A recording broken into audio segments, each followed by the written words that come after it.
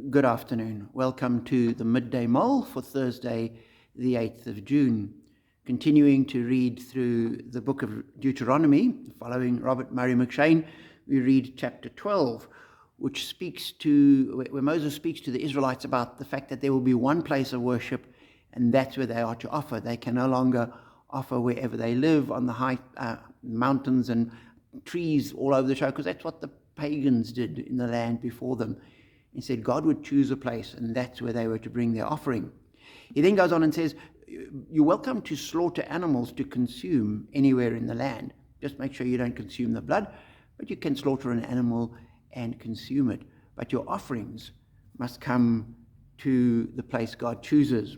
He says, you must not eat in your own towns the tithe of your grain and new wine and oil, or the firstborn of your herds and flocks, or whatever you have vowed to give, or your free will offerings or special gifts. So all those offerings that you are expected to give, and all those things that you chose to give to God, don't just consume them and try and offer them in your own town. You have to bring them to the place God chooses. Instead, he says, you are to eat them in the presence of the Lord your God, at the place the Lord your God will choose. You, your sons and daughters, your men servants and maidservants, and the Levites from your towns. And you are to rejoice before the Lord your God in everything you put your hand to. And as I read that, I thought, here was an instruction to the Israelites that they weren't to celebrate in their own towns. They were to come to this place that God would choose. And one can imagine that if you did consume your tithes and your first fruit offerings wherever you lived, when you came to Jerusalem for the great festivals, you'd have very little to look forward to.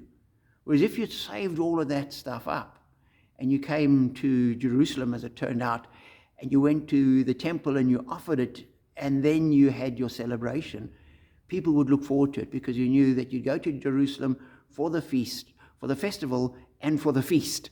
And that would make it all absolutely worthwhile. Cement the people together and keep people focused on the God who had revealed himself and whose sacrificial center was in Jerusalem. That's where you'd worship. As Christians, we don't have to go to a central space to worship, but all our worship is offered through the Lord.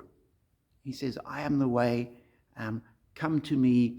I am the gate into the sheepfold. I'm the good shepherd. So we come to Jesus. It doesn't matter where we are, and our worship needs to be focused on him.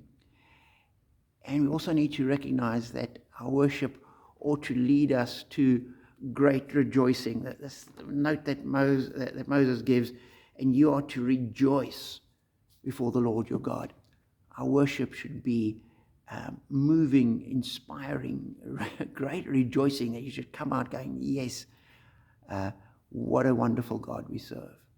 So it was a challenge to the people, and our challenge is, how do we take these principles, translate them into our life today, and live faithfully to them?